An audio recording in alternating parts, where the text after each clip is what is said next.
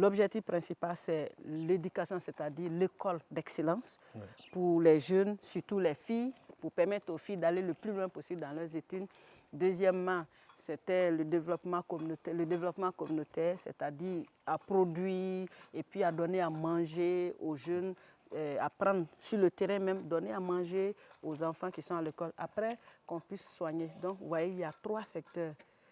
L'école, tout ce qui est lié à l'école, internat, fourniture scolaire, informatique, tout. Et puis il y a le développement communautaire, l'élevage, la production végétale.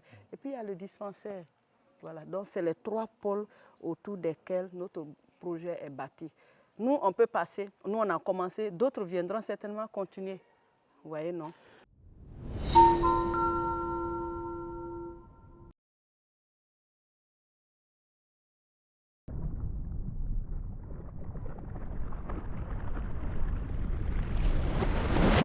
Hello la famille, j'espère que vous portez très bien. Aujourd'hui, nous sommes avec une maman, une sœur, la sœur Suzanne. Elle va tout à l'heure se présenter à vous. Elle a la parole pour les téléspectateurs de Massagui. Bonjour les téléspectateurs de Massagui. Je suis sœur Suzanne Kolouma Béavogi. Je suis sœur Iseline de Sion, à Sérédou, en Guinée ici. Voilà. Aujourd'hui, vous êtes directrice de ce centre Cyril de Sérédou, Ziama. Et on voit que vous êtes lancé dans l'agrobusiness. Expliquez-nous un peu comment vous êtes venu dans ce secteur de l'agrobusiness. C'est une longue histoire. Ah bon. C'est une longue histoire. Bon, une brève histoire pour les téléspectateurs parce que je sais si elle commence là. D'accord. Il faut dire que quand on veut faire quelque chose, quand on a la vision, les choses naissent au fur et à mesure. Oui. Sinon, le début, c'était que nous puissions faire un système intégré, un centre agro-pastoral. Oui. Mais les gens, il y a beaucoup de besoins. Alors, au fur et à mesure que les gens demandent des choses, alors ça nous fait donner encore l'envie de créer. La créativité. Voilà, la créativité, d'innover. Ouais. Voilà, c'est un peu ça. Par exemple, on cultive le gingembre. On cultive le gingembre, on le réduit en poudre, on le fait en savon, on le fait en jus. Tout ça, c'est de la créativité et les gens en ont besoin. Donc, au fur et à mesure qu'il y a des demandes, on crée. Alors, ma deuxième question aujourd'hui, c'est par où on peut commencer pour se lancer dans l'agrobusiness? Je pense qu'il faut d'abord avoir une vision. La vision, il faut avoir une vision. Quand on a la vision, il faut d'abord avoir une vision. Quand on a la vision, les choses elles-mêmes se mettent en route. Mais il faut avoir une vision, dire j'ai envie de faire ça. Même si c'est grand, une vision, elle peut être large. Mais au fur et à mesure, on met en application tout doucement. Même si au début, on ne fait pas tout à la fois, mais quand on a la vision, on fait tout contribue en fait à ce que cette vision-là se réalise. Voilà. Donc moi, je dirais que pour commencer une activité comme celle-ci, ou bien une activité dont on rêve de faire, il faut avoir la vision. Et quand on a la vision maintenant, les autres choses viennent avec. Donc je vais tout contribuer. Par exemple, quelqu'un qui dit je vais être médecin, mais il faut qu'il travaille dans les matières qui vont lui permettre d'atteindre son objectif. Alors moi, si j'ai la vision de faire par exemple une charcuterie, je vais tout faire. D'abord, il faut que je lève le porc, parce que la charcuterie, ça vient de la viande, soit viande de porc, soit viande de poulet, ou bien viande de je ne sais pas quoi. Donc, je vais élever le porc et petit à petit, si je n'ai pas encore l'argent, je vais commencer à épargner un peu, parce que ma vision, c'est d'arriver justement à mettre sur pied une charcuterie. Voilà. Une très grande vision que tout le monde apprécie. Et aujourd'hui, la deuxième question est que, la troisième question, je m'excuse, est que aujourd'hui nous sommes dans votre centre et on voit que vous avez investi beaucoup de choses ici. En fait, vous vous êtes mis dans plusieurs choses à la fois. Et aujourd'hui, vous êtes sœur, vous êtes religieuse. Et on voit, il y a l'élevage des porcs, nous avons aussi la pisciculture, nous avons l'agriculture qui est là. Tout est jumelé avec la prière. Comment est-ce que vous arrivez à vous en sortir? Oui, je pense que la foi et le développement ne se combattent pas. Alors, nous sommes des religieuses, nous sommes là pour aider les personnes. Alors, est-ce que je peux annoncer à Jésus-Christ à des gens qui ont faim? C'est ça, quand quelqu'un a faim, il ne peut même pas s'arrêter. Il ne peut pas s'arrêter parce qu'il a faim, il cherche d'abord à manger.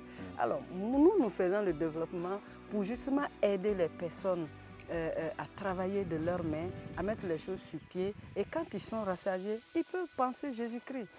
Donc, je pense que c'est une question de planification. Sinon, nous sommes en plein dans la pastorale, mais aussi nous sommes en plein engagés dans l'agro-pastoral.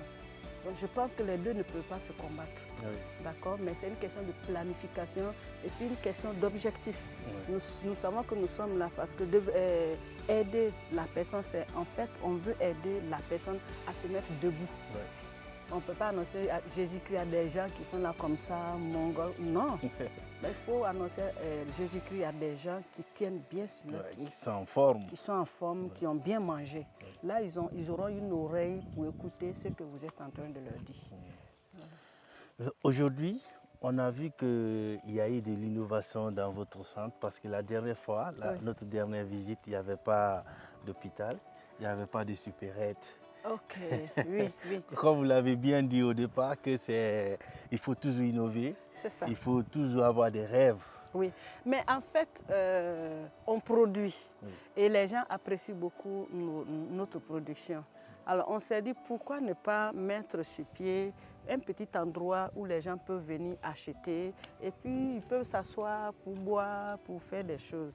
Parce qu'en fait, la vision d'ensemble, c'est de faire une école d'excellence. Ah bon? Voilà, la vision même de ce centre-là.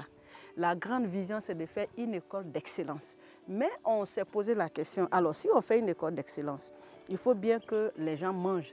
Parce que si on veut faire une école d'excellence, il faut loger, il faut créer un internat, aider les jeunes à étudier, aider les jeunes, les enfants à avoir tout ce qui est fourniture scolaire. Alors pour avoir ça, est-ce que le Guinéen, on dit le citoyen lambda, voilà, est-ce qu'ils ont, les finances pour faire ça, là, pour payer? Je ne sais pas. Il y en a, mais si on fait une école d'excellence et puis que les gens doivent payer, ça va profiter simplement à des gens qui ont beaucoup d'argent. Oui. Or, nous, notre présence ici doit profiter aussi à ceux qui ont moins d'argent. C'est pourquoi on a commencé par l'agro-pastoral. On s'est dit, si on fait l'agro-pastoral, on a à manger, on a la viande. Donc, quand on va ouvrir l'école, les enfants auront déjà à manger avant que leurs parents ne puissent payer, qu'ils payent ou pas, mais on souhaite qu'ils payent. Là, on donne la possibilité à tout le monde. Si tu veux donner du riz, tu veux donner... Mais au moins, on a ce qu'on donne à manger aux enfants. On sait d'où ça vient. Il n'y a pas de produits chimiques dedans parce qu'il faut aussi protéger la santé des enfants. Ouais. Donc, c'est pour cela qu'on a commencé par le développement communautaire. Donc, tout est une question. On a vraiment étudié, on coordonne les choses. Alors, après ça, la deuxième étape, c'est quoi? C'était d'ouvrir un dispensaire. Parce que si nous avons les enfants des gens avec nous, il faut qu'ils mangent bien, qu'ils se nourrissent bien, mais aussi il faut qu'ils soient bien soignés. Voilà, au moins les premiers soins. Parce que si vous avez des enfants à l'internat, il faut les entretenir. Oui. S'ils ont bien mangé, il faut qu'ils soient en bonne santé, faire de la bonne nutrition. Voilà pourquoi la deuxième étape, on a commencé doucement. Ce centre-là, ça a commencé doucement, doucement, c'est en train d'agrandir, de s'agrandir.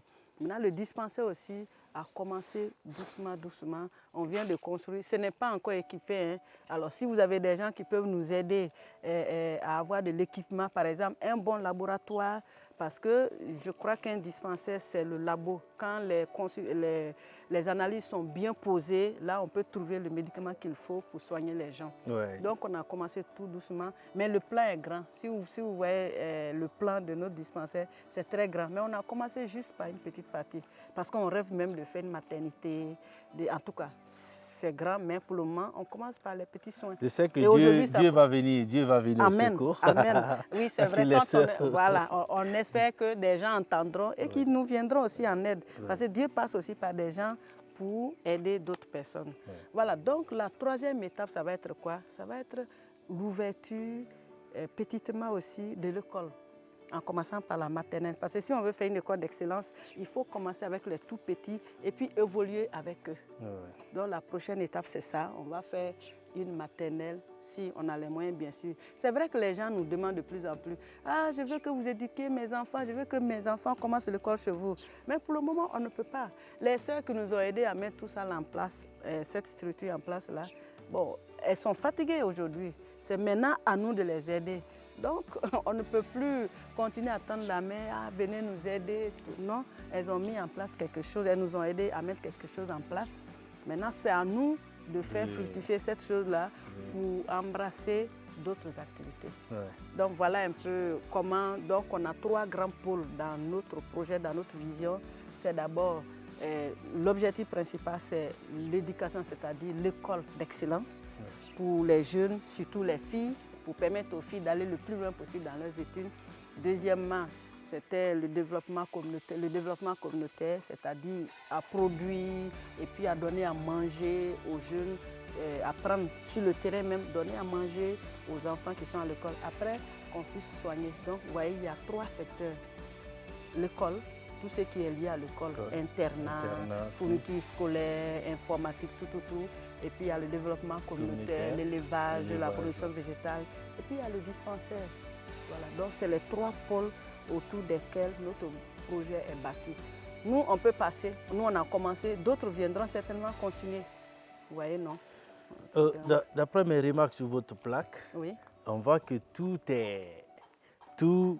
se consomme ici, rien ne se perd, rien ne se gaspille. Parce que quand nous voyons comment les flèches sont indiquées sur la plaque, et on étudie bien, tout se fabrique ici, tout se consomme ici et rien ne se gaspille. C'est ça, parce qu'il faut réduire le maximum possible le coût de production. C'est ça notre objectif. Parce que tout est naturel aussi. Tout est naturel, on n'utilise pas de produits chimiques, c'est vraiment bio. Oui, mais si on veut nourrir des enfants, si on veut nourrir les gens et puis qu'ils aient la bonne santé, il faut éviter le chimique. Il faut éviter le chimique, voilà pourquoi tout est bio. Et c'est ça qui rend intéressant le système intégré. Parce que dans le système intégré, ce qui est par exemple, un embarras pour une section devient la matière première pour l'autre section. C'est comme la porcherie. La porcherie, la production animale génère beaucoup d'éjections, tout ça là, de sous-produits. Mais si on laisse comme ça va polluer la nature. Mais nous, on prend ça comme matière première au biogaz, à l'installation de biogaz, et puis aussi à faire le compost.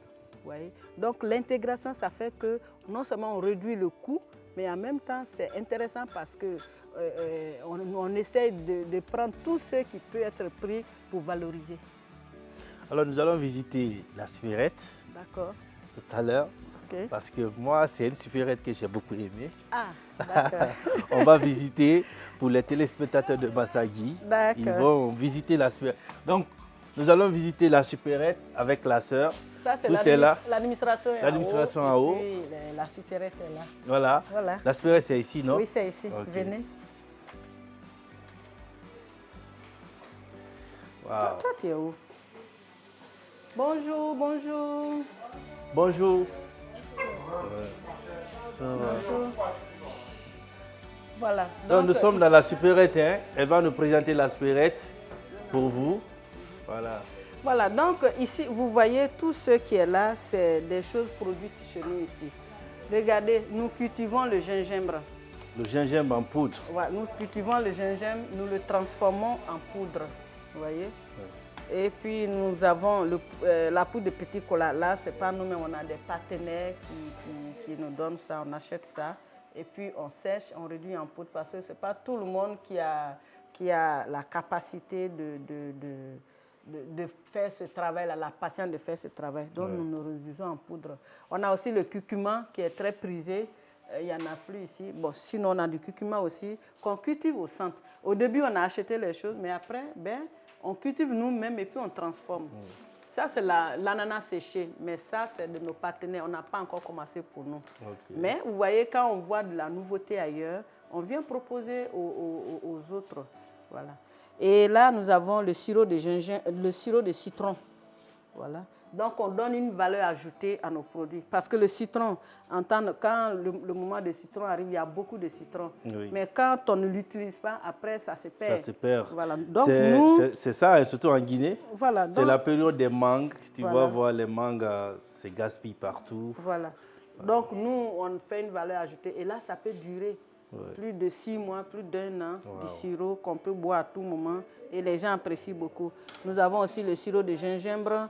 Nous avons le sirop de petit cola, le sirop de bissap.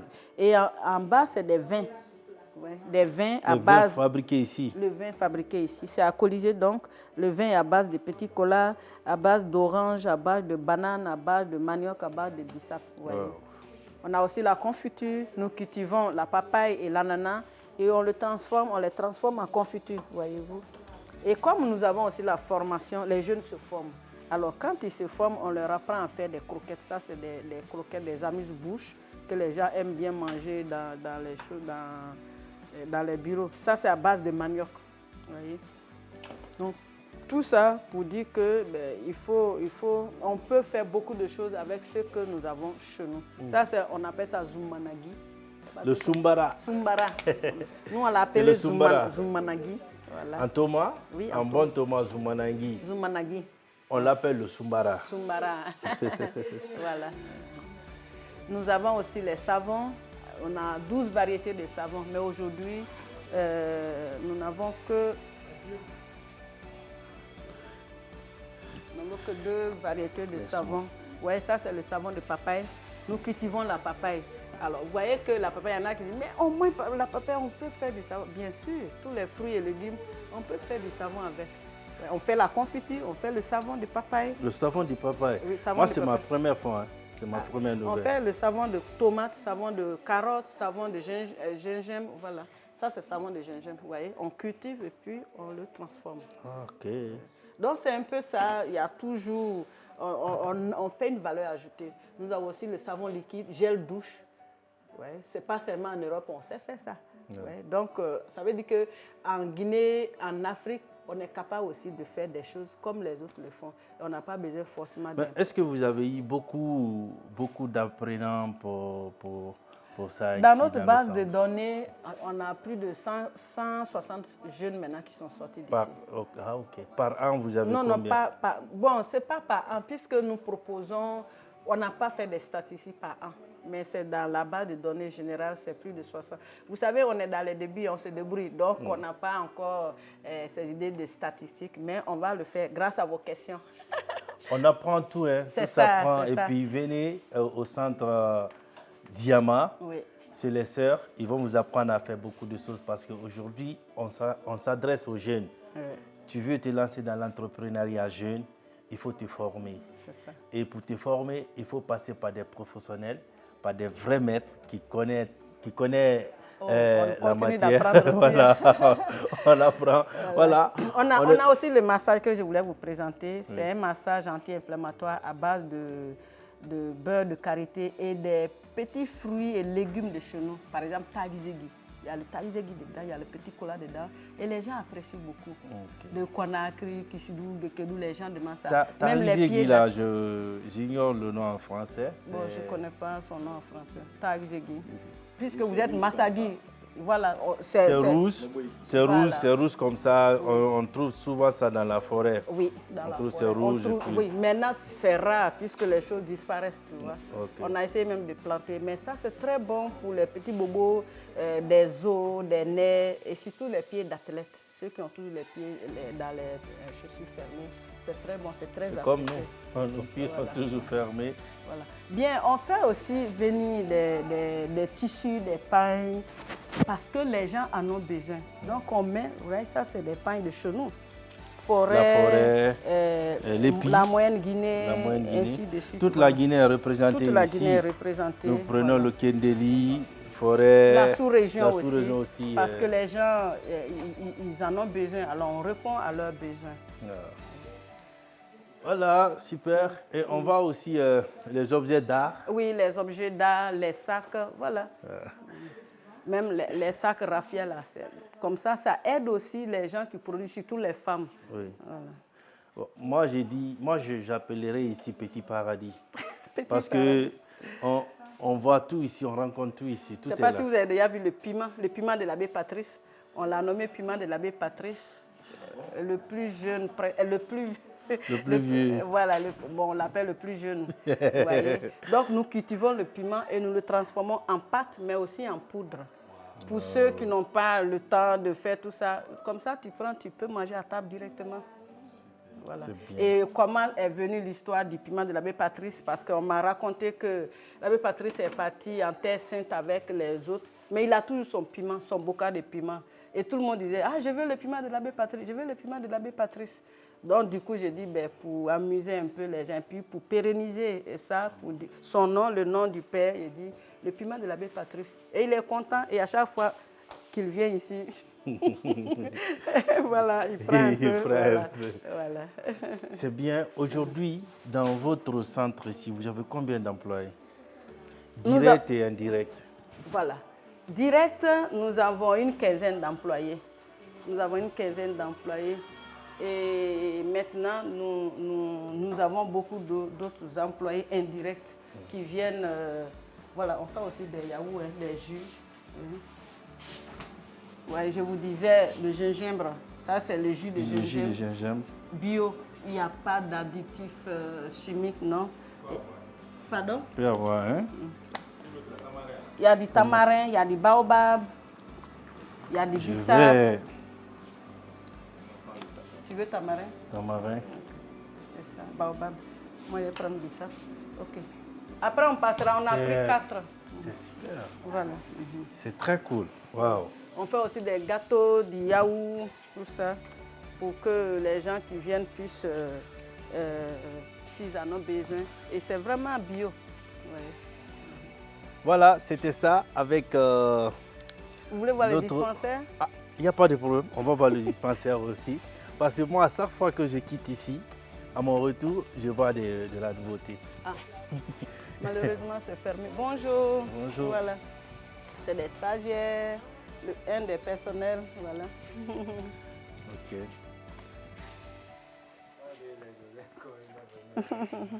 Très bien, on va voir le dispensaire, voilà. Si c'est ouvert. Malheureusement, ce n'est pas ouvert, mais bon, vous voyez quand même le bâtiment. Je crois que la sœur est partie à Massunta. Okay. Voilà, c'était... C'est le dispensaire et dans le plan, il s'étend jusque là-bas. Hein? Il s'étend jusque là-bas. Mais pour le moment, on s'arrête là. Ouais. Votre centre s'étend sur combien de mètres ici? Nous avons à l'intérieur ces 3 hectares, effectivement clôturés. Justement, quand l'ambition manque aux gens, c'est compliqué. Oui. Parce que moi, au début, j'avais demandé 6, même si c'est 10 hectares, qu'on pouvait garder pour nous. Mais les gens ont dit, oh, les sœurs, pour faire 1 ou 2 maisons, est-ce qu'elles ont besoin vraiment de beaucoup d'hectares? Mais ils ne savaient pas ce qui était derrière l'idée. Quand ils ont trouvé 3, ils m'ont dit, ah, mais on a trouvé un grand terrain, 3 hectares. J'ai dit, bon, peut-être que c'est ça aussi. Donc, on a commencé. Mais aujourd'hui, on est coincé. C'est pourquoi maintenant, ça, on a payé dernièrement. On a payé dernièrement pour pouvoir faire le dispensaire. Et même si on veut faire l'école, où on va la faire? C'est ça. Donc, on est obligé de négocier un peu pour avoir un coin de terrain en vue de construire l'école. Quel est votre mot que vous pouvez donner à cette jeunesse qui se lance dans l'entrepreneuriat, surtout dans l'agro-business? Moi, je pense qu'il faut apprendre aux jeunes à rêver. Il faut apprendre aux jeunes à rêver. C'est dommage quand tu demandes à un élève, même de terminale, qu'est-ce que tu vas devenir? Il dit, je ne sais pas encore. Parce que si toi, tu ne sais pas ce que tu vas devenir, qui va le savoir pour toi? Tu vois? Donc, quand quelqu'un rêve, il peut le réaliser. Il peut le réaliser. Mais si tu n'as pas de rêve, tu ne peux donc pas faire quelque chose. Alors, pour des jeunes qui veulent se lancer dans l'entrepreneuriat, c'est très intéressant, mais il faut avoir un objectif. Est-ce qu'ils ont une vision? Qu'est-ce que je veux faire? Et quand les gens savent que tu es en train de faire quelque chose, Dieu va t'aider. Certainement, Dieu pourra t'aider. Dieu pourra mettre des gens sur ta route pour qu'on puisse t'aider pour réaliser tes rêves.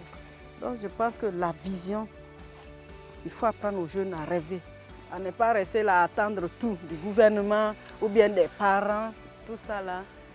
Moi, je pense que ce que je peux dire aux jeunes, c'est ça. Et puis, il faut être ambitieux. Ne pas penser que quand j'ai échoué, oh, je ne peux plus reprendre et puis pleurnicher, non. Et puis ensuite, ce qui est très important aussi, c'est que quand je rêve, je veux faire de l'entrepreneuriat, il faut que mon rêve corresponde ou bien réponde aux besoins de ma population. Parce que si je dis, ah, je rêve, je veux avoir beaucoup d'argent, mais je vais faire une usine de produits chimiques, est-ce que tu rends service à ta communauté? Ben, je disais aux jeunes dernièrement en classe que si nous, on vit, on meurt, et puis personne ne se pose la question pour dire, ah, il est mort, c'est fini comme ça, là, c'est dommage. Chacun est venu, chacun doit planter un arbre. L'arbre, là, ça peut être l'arbre physique, matériel, là, mais ça peut être aussi les actes que l'on pose et qui vont servir la communauté. Même les là, jeunes, nous sommes dans la Bible, hein? C'est normal. Même les jeunes quand ils viennent, quand on monte le plan d'affaires avec eux, on leur dit il faut choisir l'activité qui va rendre service à ta communauté. Il y en a qui disent chez moi, c'est le kabakourou seulement, des fois ça blesse, des fois ça ne mousse pas. Alors je vais apprendre le savon. Comme ça va faire de l'innovation dans ma communauté. Il y a une qui a fait sa formation ici, elle est partie dans son village, au fin fond là-bas, vers Goyala. Elle dit, quand elle a dit que je vais faire du savon de concombre, on lui a dit, ni non. Concombre, nous au moins ça là, comment tu peux faire le savon avec? Mais quand elle a fait le savon, les gens ont beaucoup apprécié. Donc vous voyez, il y a de l'innovation. Il y a de l'innovation. Il faut apprendre aux jeunes à innover. C'est que les autres, je vais mettre mon entreprise en place, si d'autres ont déjà fait, c'est bien même. Si moi je crée, parce que si les gens n'avaient pas été des leaders, par exemple, lui qui a créé la lumière, l'ampoule, mais s'il n'avait pas été le premier à faire ça, comment ça allait être? Ouais. Donc il faut qu'on soit fier aussi de dire, moi aussi j'ai innové, j'ai été la première personne à faire ça. C'est ça, c'est ça. Donc il ne faut pas vouloir faire ce que les autres ont déjà fait, mais toi-même tu peux commencer pour toi aussi. Vous avez des entrepreneurs qui ont créé des entreprises? Oui, qui se sont lancés petitement. Par exemple, à Gekedou, quand on est allé pour le sac de l'évêque, j'ai rencontré des jeunes qui sont sortis d'ici, qui font le savon. Ah bon? Qui font le savon comme nous et qui vendent, et c'est bien. Il y en a qui nous disent, mais vous allez avoir beaucoup de concurrents. C'est vrai, mais nous, on n'a pas peur. Parce que vous pensez que nous, on va rester couchés pendant qu'on a appris. Non. On continue aussi, la tête continue de tourner. Voilà. Il y a toujours de la créativité à chaque fois. De la créativité, de l'innovation. Ça, c'est la prière que nous avons faite. Vous voyez, ici, c'était un gros caillou. Et quand on a demandé de détruire pour en faire, comment on appelle ça, des agrégats, ça nous coûtait très cher. On dit d'accord, il faut laisser. Et quand ils sont allés en Suisse, on m'a donné des statues. Les sœurs nous ont donné des statues. Vous voyez, on a trouvé une grotte. Donc les cailloux sont restés comme tels. On a juste ajouté des escaliers, on a peint, on a fait notre prière et ça devient la grotte. Et quand on est là-dessus, on a une belle vue. On peut monter pour que vous puissiez voir. Donc il faut de la créativité, innover tout le temps.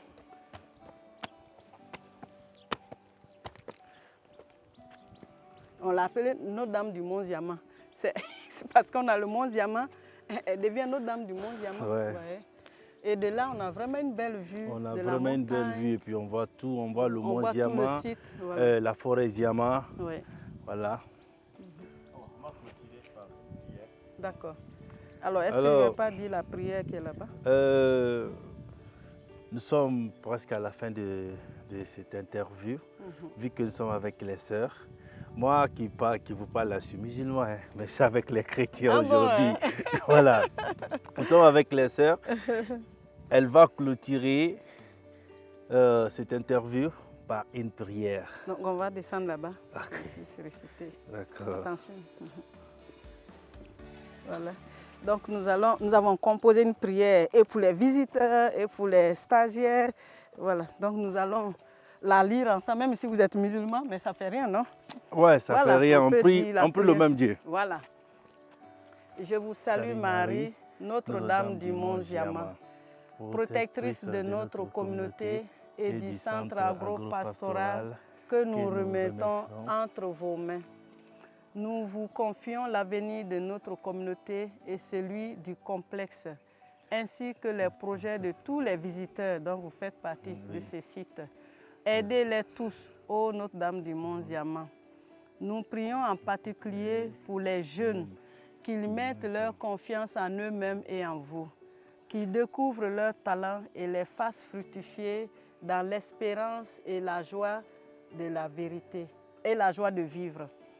Donnez à chacun de nous la paix du cœur et couvrez-nous tous de votre manteau virginal.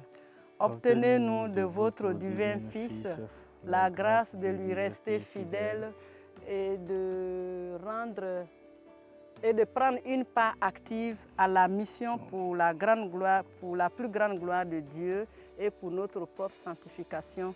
Amen. Amen. Donc je pense que tout le monde est dans cette prière. Voilà. On est avec... Et j'ai prié aussi pour Massagui TV. Pour que Massagui TV se développe et aussi que des jeunes puissent aussi... Merci. Merci. Alors c'était avec la sœur Suzanne du centre Ursule de Mont Ziama, situé dans la sous-préfecture de Sérédou, préfecture de Massanta, région administrative des Zéro-Corée. Alors, on va vous donner les contacts, les numéros par lesquels vous pouvez les contacter pour plus de besoins, plus de formation, plus d'hébergement. Donc, vous pouvez les contacter. Ils sont là pour vous, nuit et jour, 24 h sur 24. C'est avec Massagui TV. Merci, à bientôt.